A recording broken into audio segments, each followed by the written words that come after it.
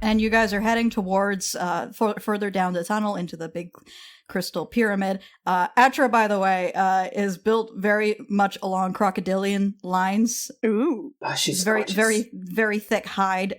Is carrying a turtle shell shield and a mace that you have a very strong suspicion it's made of a human skull. That's so hot. Honestly. She's so chonky. Yeah, and is mostly just wearing not a whole lot of armor or anything, just like a whole lot of like necklaces and bracelets and belts and sashes and stuff made of bone and basic cloth and leather and things. She's Dope. such a babe. I like your style. Thank you. So you guys head further down the tunnel, and then it opens up. There's a bit of a slope upwards, and then you step up into what must be the interior of the crystal pyramid. And before it was hot, now it's hot and humid because you guys find yourselves in a sort of very swampy environment. This obviously this pyramid is serving as a greenhouse of some kind. This is just basically a greenhouse containing a swamp biome. You suspect, Alviva told you guys before she went that this used to be a very lush area, that the heat had since like baked off most of the vegetation. This is where this is what it would have looked like before. I gotta say, our choice of outfits is appropriate. It's like home, but hotter. It's chronic Florida. That's a terrible fucking... Oh god, that's damning. That's a blight. It's just permanent Florida in here. Oof. And Atra is moving to a muddy spot by one of the very large ponds in the area. Proceeds to, with her claws, scrape up a lot of the mud. Is anyone coming to look at what she's pulling up? I mean, yeah. Yes, Cacophony will follow along behind her and peer down curiously. #same. Okay, she scrapes off the mud, and you can see arranged in a rough circle, roughly half a dozen soft-shelled eggs about the length of your forearm. These are not hard eggs like a chicken egg. The shells are very soft. Obviously, these eggs need a lot of moisture. Yes. And Atra kind of leans down, puts her nose very close to each one, cocks her head to the side like she's listening. After a little while, she scrapes the mud back over them. Aww. And moves on to another spot and does the same thing again to another clutch of eggs. Oh, look at the babies. Cacophony follows along, kind of like you kind of know how, like, in the wild, dogs will kind of watch each other to make sure that when they're pooping, that they're protected. She kind of follows along behind Atra and just kind of stands guard. Is that why my dog stares at me when she takes a dump outside? Yeah. She's expecting you to like keep watch for her. Huh. She's like, you watch my back, I'll watch yours. I just thought it was weird that she kept making direct eye contact. Like, look, I'm doing it. It's like, look, I'm doing it. Make sure nobody attacks me right now. I'm very vulnerable taking this dump. Anyway. So, how long do they have to incubate? These ones are a few months old. They need another month. Oof. A few months? That's a long time. How long does it take for your fish people to go through hatching, Audie? Do you hatch? Do you hatch? We can't get into this. Are you a live birth? Artie, I don't know these things. And you never will. I don't want kids. That'll be funny later. Atra continues on her rounds, and after a little while, the circuit sort of takes her toward a assemblage of small buildings in the swamp. And it's weird because these buildings are not. You guys have seen lizard folk settlements before. They were in the swamps outside of Stormhaven. Lizard folk settlements are generally along the lines of like baked mud, clay, leather roofs, things like that. Instead, what you're seeing is a bunch of, at first they appear to be human construction, made of, like, wood and brick and stuff. Then it looks like whoever was building them got kind of bored halfway through and started to change it up just for fun. So there's a downright hodgepodge of different materials. Some stone that appears to have been salvaged from outside, some crystal that appears to have been chipped off of the pyramid, some metal that you're not quite sure where it came from. So the result is some very solid-looking, if somewhat slipshod and haphazard, support buildings in the area. It's just sheet metal in the woods. Sometimes you just find sheet metal in the woods, okay? There's just the woods. Sheet metal is naturally occurring in the woods, especially in a swamp. Is it corroding? Some of it does appear to be corroding quite a bit. Not because it's ill-tended to, but just because the environment is so very unfriendly towards it. That's just swamps. Well, let's follow Atra into these to see what they are. Yeah. And as Atra is approaching the support buildings, a much smaller reptilian shape darts out to join Atra and then pauses halfway through and freezes and looks at all of you. This is a young lizard folk, maybe about the size and maturity of an 8-year-old child. And it freezes and stares at you guys for a bit and then darts forward to Atra and kind of hides behind her. Oh my gosh. Baby! Oh, they come in little size. Hi. Hello? Who here speaks Draconic? Me! I don't even Okay. know. So, first off, the child lizard folk is very, very quiet. Whatever it's saying basically directly into Atra's side where it has its face pressed. Oh. But it's saying something along the lines of, "Who is this?" And Atra is responding, "They might be friends. Try not to be too scared." Cacophony will say in Draconic then, we are friends. We're here to help protect until the incubation ships show up. The young lizard folk jumps, kind of stares at you for a bit, freezes again, and then bolts back to the support buildings. Oh, probably should have been a bit gentler about that part. I'm not very good at gentle Draconic yet. It's like Klingon or German. There's no real gentle way Yeah, to say there's no anything real in gentle Draconic. setting. Can't Draconic even be gentle? No, It's a lot of hissing and clicks. You mostly just kind of say it very quietly if Juliana's liturgy is anything to go by. Yeah, it's one of those languages where saying the word butterfly is enough to kill a butterfly instantly. Okay, so kids, plural? Singular? How many people are here? It's just me and Kev. Why is he still here? I thought everyone else was evacuated. He was supposed to go with the evacuation wave. He hid and decided to stay with me instead. Okay. We didn't know he was still here until I was here alone. Oh, Ethla, okay. Okay, and he's been... Okay, so they've been attacking for about a month, you said. Yes. Okay, they've been here for a month. They're really soft. Is that tunnel the only way in or out? Yes. Okay. Right. Okay. And Juliana's just going to sort of pace around a little, like, holding her temples, like, okay. Right. Okay. No. Right. Yes. I know there's another attack today in a few hours. I don't know exactly when. They time these? How do you know that? I performed a divination. Okay. It's more than 1 hour, less than 6. Divinations are not exact. Yeah. Okay. So you're waiting for help. That's not actually us. I mean, we are helping, but we were not. Our lead was about 6 months old. The divination said help was coming. If it's you or if it's somebody else, you're here anyway. Okay. Are you expecting a ship to get these guys out at some point? Is someone sending a ship back? Yes, the ship should be doubling back now. Okay. Great. Wait, it's doubling back now and it's been a month, so it'll take another month?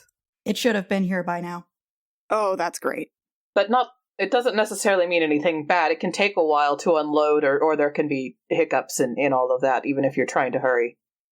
The ships tend to be unpredictable when it comes to things like arrival times, or landing correctly, or landing at all. That last one gives me pause. Atra just looks at Artie and just with the very flat tone of voice, no facial expression. Gnomes. Gnomes. Gnomes? Gnomes. Hold on, let's see if I have a history. Do I have a history with gnomes? Roll a history check. Roll a history check. 25. That's a nat 20. Okay, so Arturos, you have had the the distinct fortune or perhaps misfortune to cross paths directly with a gnomish ship before. Gnomish ships are, you actually now looking over at the support building, you figure those were probably built by gnomes, because gnomish ships are built very much along the same lines. It's like somebody started building a spelljamming ship and got bored halfway through. They've usually got all sorts of different attachments that nobody knows what it does. They usually get expanded over time as people have new ideas, sometimes covering up the landing gear, meaning the ship can't land the way it used to. They claim to have invented their own style of helm, but there's a strong suspicion among the pirates of your acquaintance that they just took a regular helm and bolted extra parts onto it. There's usually at least 3 or 4 hamster wheels attached to them. The main thing you want to keep in mind when facing off against a gnomish ship, though, is that in terms of armament, you've got no idea what's going on. They could have no weapons at all. They could have shit you've never seen before in your life and will destroy your ship instantly. It's a mess. They're completely, entirely unpredictable, and no one you know has, successfully been able to predict what an encounter with a gnomish ship is going to be like. Oh shit, you let gnomes touch your babies? They helped us set up the hatchery. That don't mean shit. Whoa, what's wrong with a gnome touching a baby? They lose their babies.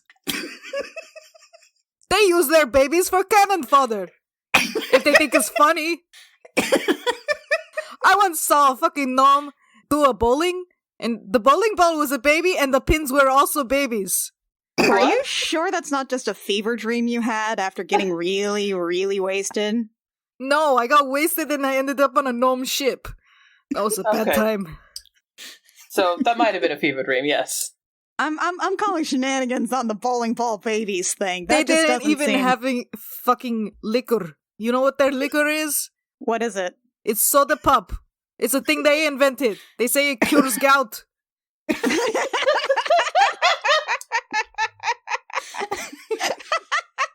Well, does it? I don't know. I'll be frank, I don't even know what gout is. I've heard it before. It just wasn't great, okay? It wasn't a great experience. But if I don't know what gout is, and Artie doesn't have it, then maybe it did cure his gout.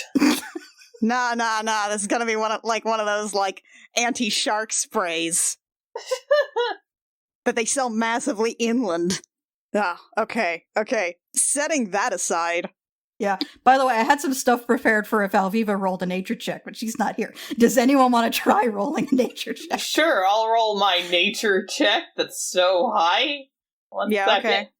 I figure we're all just looking around. Oh, 21! I've been listening to Alviva as she rambles lately.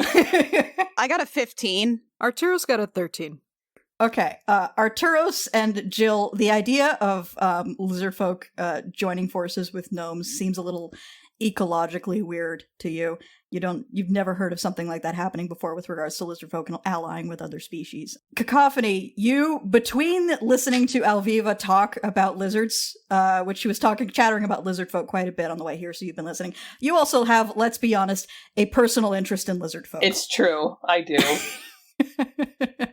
Okay, so you know that lizard folk, by reptile standards, they are very highly social creatures. By mammal standards, they barely tolerate each other. Lizard folk settlements aren't communities, they're just places where a bunch of lizard folk happen to live. And when it comes to their young, there are species that have a few young and invest a lot of time in nurturing them and raising them and making sure that they survive to adulthood. And then there are species that have lots and lots and lots of eggs and just rely on the law of averages to make sure that their offspring survive. Yeah. Lizard folk fall into the latter camp, generally. Merfolk. So they don't typically raise their young. If there are lizard folk young in a settlement, they're just allowed to live there. It's not necessarily that they're being parented. Yeah. So a hatchery like this is a major represents a major change in how lizard folk approach both community and child rearing. And if this indicates a pattern for the future, the lizard folk, the rate at which they reproduce, they are going to become a major power in known space within a few generations. Okay. Whose generations? In the matter of their generations. Oh boy. And Cacophony, you know that a lizard folk reaches maturity at between the ages of 12 and 14. Okay. So just like a human. Only they can pump out more at a time. Gross. I mean, that sounds fine by cacophony. Lizard power. Also, sounds like the gnomes are bored and want to see how things change up in the galaxy with a bunch of lizard folk around. That, or it's one of those things where it's just sort of the challenge of figuring out how to, like, raise the... Oh, what's the word I'm looking for? Raise the, like, up the success rate of Yeah. like... We're looking at some Tuchanka shit is what we're looking at here. Yeah, we're looking at some Tuchanka shit. Yeah. Rio play Mass Effect. So yeah, Atra is after little Kev runs back to the support buildings, Atra continues her rounds, and this is a big space in here. Like if you look up through the trees, you can kind of see the roof of the pyramid, but between the mist in here and the density of vegetation, like if you weren't looking for the fact that you're inside of a big greenhouse, you would not think you're inside a big greenhouse. Right. How close was that? Like, when we were sailing around that Kandori undead ship, like, wasn't it Yes. parked closer to the pyramid or something? I forget. It was parked outside of the ruined city, Okay. and you parked on the opposite side of the ruined city. So you are now equidistant between where the Kestrel landed and where that other ship is. Okay, so they're probably coming from that end. We're probably not looking at a new ship, is the best estimate. We're looking at that ship, but more people from it. Atra puts up her head and goes, I think that was the last ones from those ships. I've been fighting them off for a couple of days. I think if the sword wraiths showed up, that was the last they had. Okay. So it's empty. Probably. I still don't know if we should get too close to it. Okay, so gnomes, not reliable. This is gnome. Gnome. This is gnome. This is This gnome. gnome. What if we just wash out the bad ship and put the babies in there? That's the incubator problem again, right? What if we just blow up their ship and knock it off? Well, I mean, we can do that, but the idea is that if there's another attack, it's probably inbound from another ship, in which case, I probably need to make a couple sendings. Yes, probably. Okay, we have a ship outside that's probably waiting to hear back from us. Like I said, it's a Shrike ship. We've got a couple of people on there, but a ship the size of a Kandori, if they're doing something like that again, probably wouldn't be a great idea to try and tackle it. It's just like that old folk story with the plants and the zombies. You know, you're correct, Jill. You're correct. Okay, so if we're looking at a tower defense, then we need to start organizing some more traps, the ones that hadn't triggered. Or, I guess, Atra, I assume that's what you've been doing, is basically just setting up traps to slow them out and pick them off? I set up a hallow in the tunnel. That delayed them for a while, but then Right. they did that desecration ritual you saw. Right. Then I guess we need to start laying down some plans and prepping. If we've got 1 to 6 hours, which, yeesh. Right. Let's get to some work. Guys, do you think I should ask for backup? We don't know when Alviva's going to blip back. I assume it'll be at a dramatically, appropriate moment, but... I would get Mr. Hippo Man here. Okay, actually, out of character, let's talk about this. Who do we want to ask for? If indeed the captain lets us bring anyone, because Mr. Hurst is a good pick. Yeah. But if we want to do, Mac, you've done, combat encounters with druids more than I have. As you were talking, I was like, actually, Lachlan would be really great on a planet with, a bunch of, humid stuff that we could conceivably use. Especially because if we're getting people, he can do, spike growth and lay that down. I was gonna say, druids have some AoE, slowdown stuff, don't they? Even if he's not high enough to do spike growth, he's got Entangle, which will slow the shit down. He's probably gonna be, about 5th level, I think. Yeah. Or there's also Kara or Veli, too. Yeah. Actually, even better than both of those, there's Plant Growth, which, if you which we always kind of ignored, but it's non-concentration, and it grows the plants and divides their speed by a fourth. So their speed's down from, like, if they're naturally speed 30, it goes from 30 to, like, 6 feet, so they can move 1 square a turn. Jesus, and that's a druid thing? That's a druid thing at level 2, so by 3rd level they can do it. Hot shit. Okay, so do we want to ask for backup? Yeah, let's ask for backup. Let's get your boy here! Let's have all the hot people around. It's very vivid. All right, let me open up word counter. Yeah, Juliana's just, like, muttering under her breath, and you see her fingers going up and down. Cacophony kind of nods. She goes, okay, so we'll get I assume Jill's going to get one of our people here so that we can prepare a little bit more. What can we do for trap-wise? If we could funnel them to get a little bit tighter and closer. I know at least I and Jill have, and you actually, Artie, with your water thing, have spells we could do on a tightly compact group. So if we could pile up stuff to make more of a bottleneck, that might be helpful. I think I agree. Artie, do you know how to make any traps? I am a trap, as people say. Oh, all right, Artie, that is not what I mean, but thank you. That could mean a lot of things that are bad on the internet. I have traps. You have traps. Excellent. Yeah, these. And then he flexes. Oh, that is less excellent. But thank you, Artie. I appreciate this. I don't really have anything that could set a good trap. I can cloud of daggers if we get a small enough area, so then they'd have to go through all my daggers.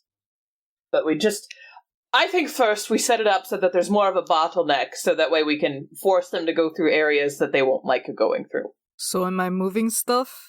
Atra, what would you suggest we use to set up a more tight of a bottleneck? Trees. All right, is it okay if we start cutting down some of these trees and getting them set up like that? There's a lot of broken ones. There are some fallen trees that you can drag over. If you've got the equipment to cut down trees, then all right, go ahead. we'll They're use not the fallen mine. trees. That sounds safer. Yes, Artie, by which you start moving trees. Okay. I do not have the strength to move a tree. Fine. Okay, I think I have 25 words here. Okay. According to word counter, I don't know how it works with, like, numerical values, but I'm not going to count this out. I trust word counter with my life. In the pyramid, met with lizardfolk custodian guarding remaining eggs. Another ship inbound 1 to 6 hours. Alviva blipped. Backup okay?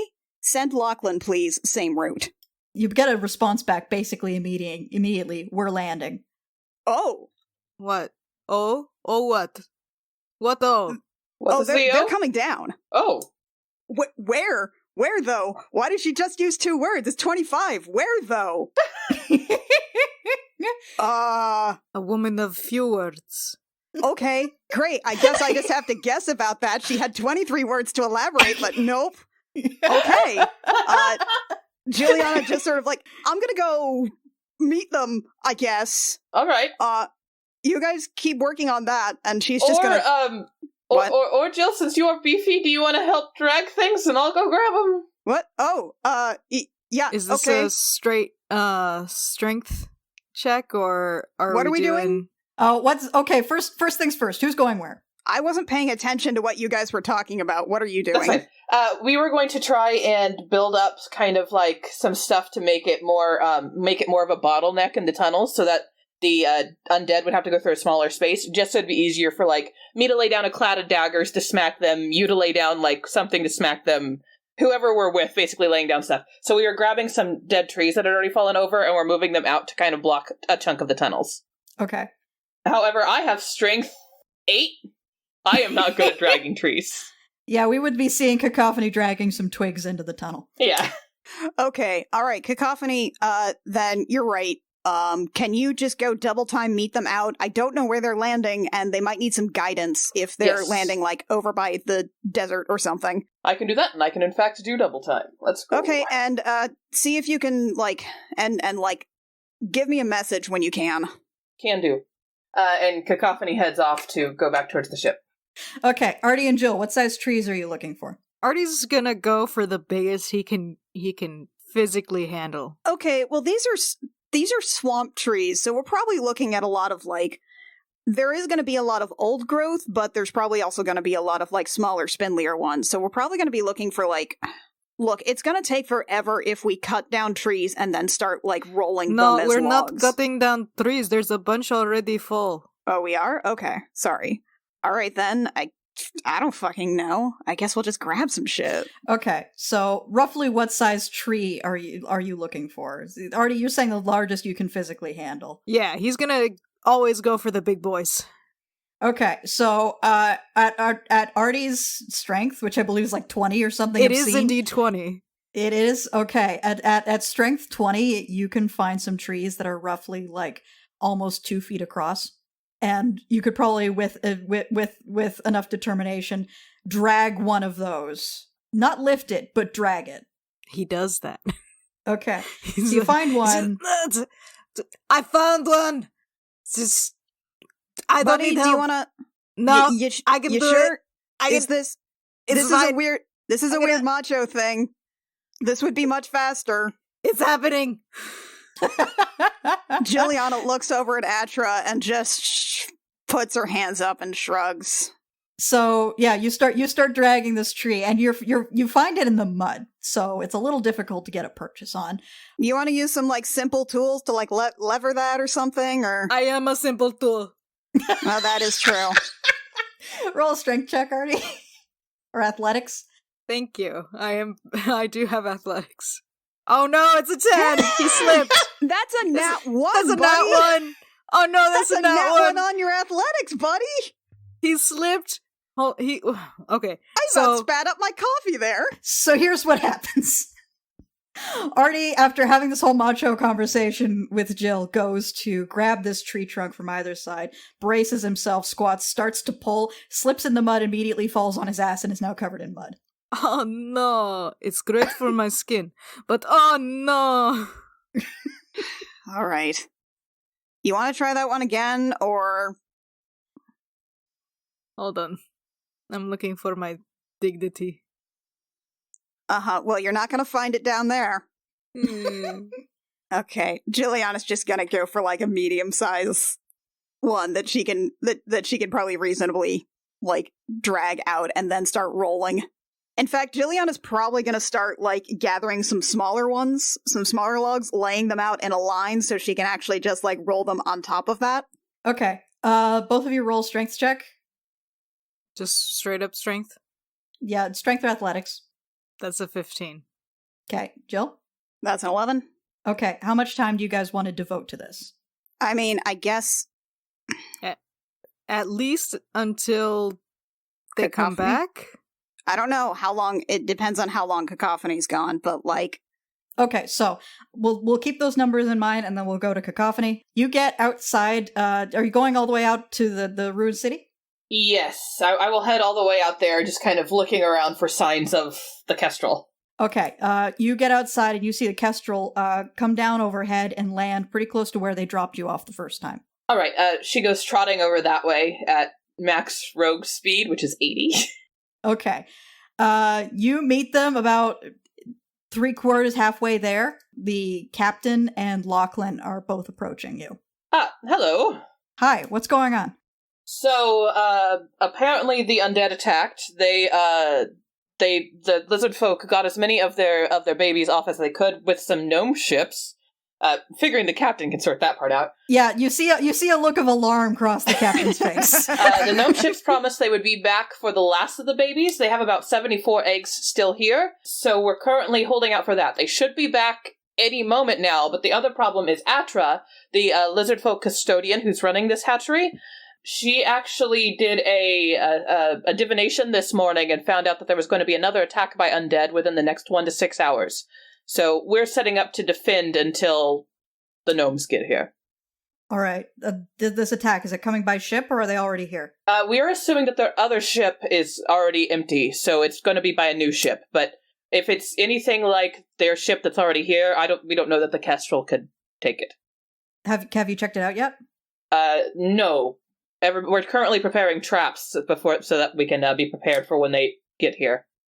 Okay. I could go stealth into the ship and check it out, however.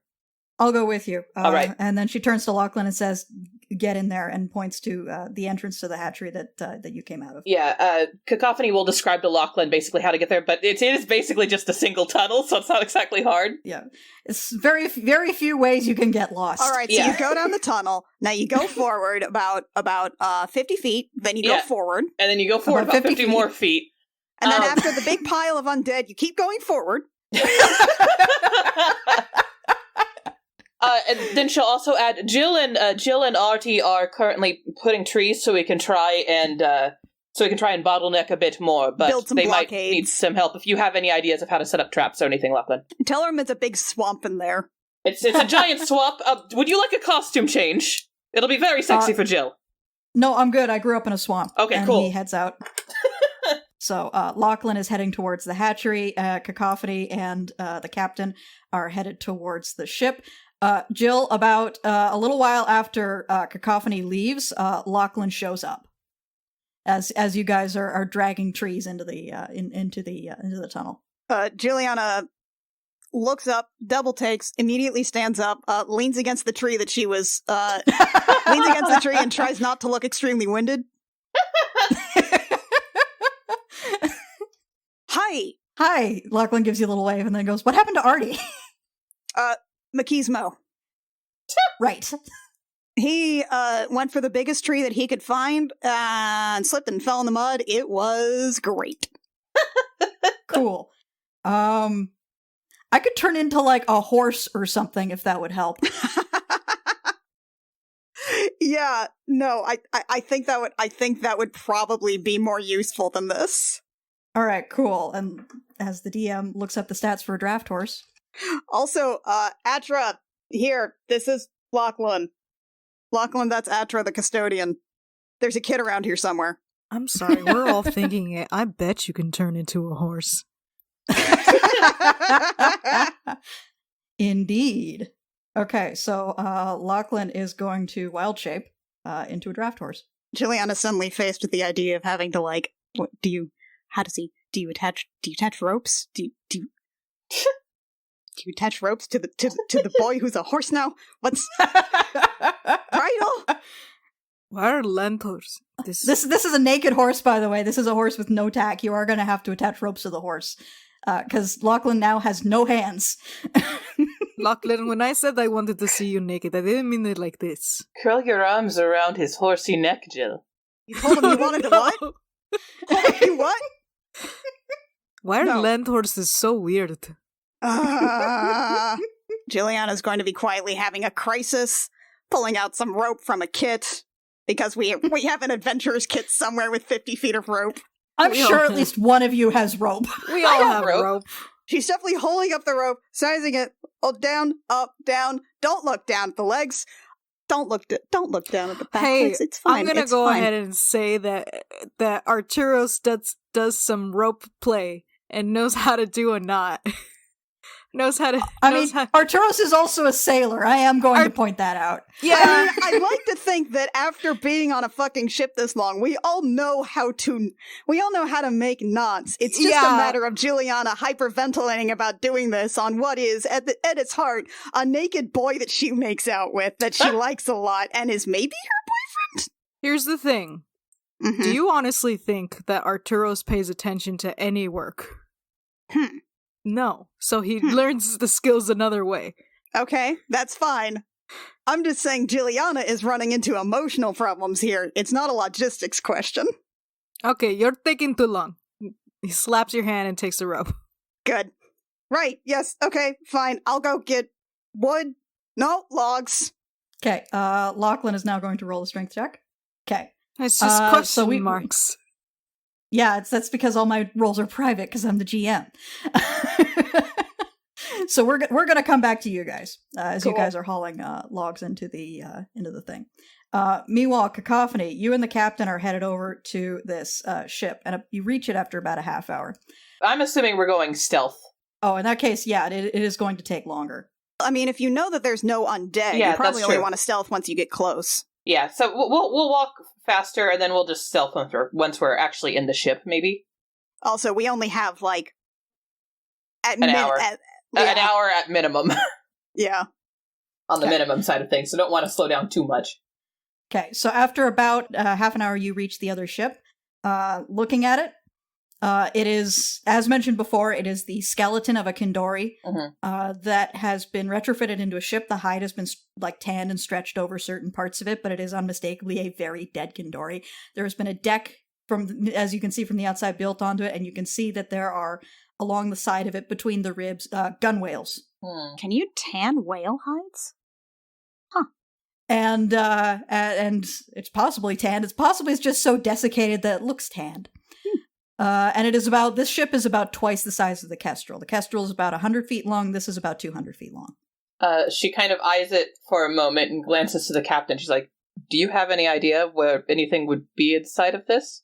The captain, looking at it, says, well, I think we can safely say it has at least one gun battery. Aside from that, no. She nods her head.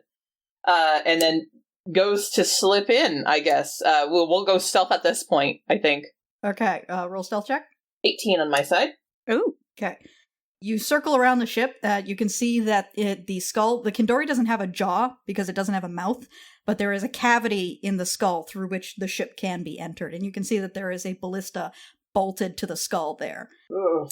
But from there, you can pass into the ship. Okay. As you are doing so, the captain trips over something, swears once loudly, and then immediately covers her mouth.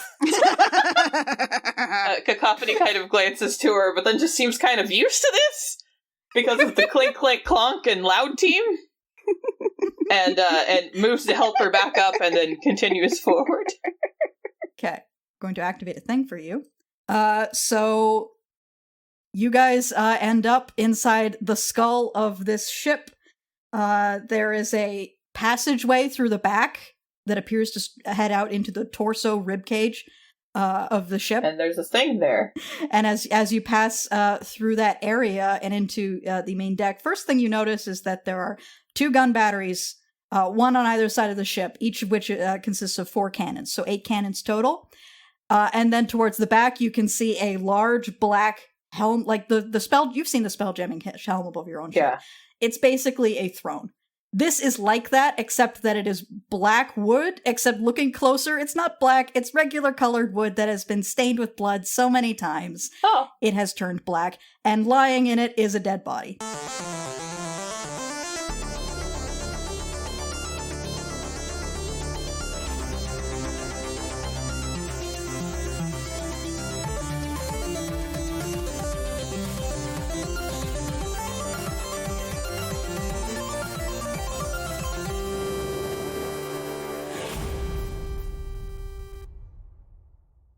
Gem Jammer is performed by Alexi Peppers, Annie Creighton, Kit Walker, Mackenzie Weaver, and Rio, and is edited by Jake Mason. Our character designs are by Rio, who you can find at vriosart on Twitter, and our cover art is by Canary Witch, who you can find at doodlesfromthebird.tumblr.com. Our opening and closing music is by Reckoning Storm AudioWorks. For more episodes of this show and our other shows, as well as news, check out our website at crookedrussiancamp.horse. That would be the incubator problem again, as Jill says. What if we Wait, just rolled up and knocked what it accent off? was that? You can't just switch to Russian again. You can't switch to Russian. Just say incubator. Incubator. Close enough. What if we just... No. No? No. No. Come on, This darling. is what happens. Come on, This darling. is what happens when What if we cacophony speaks just... draconic. There we go. There you go. There's your key phrase is hello, darlings.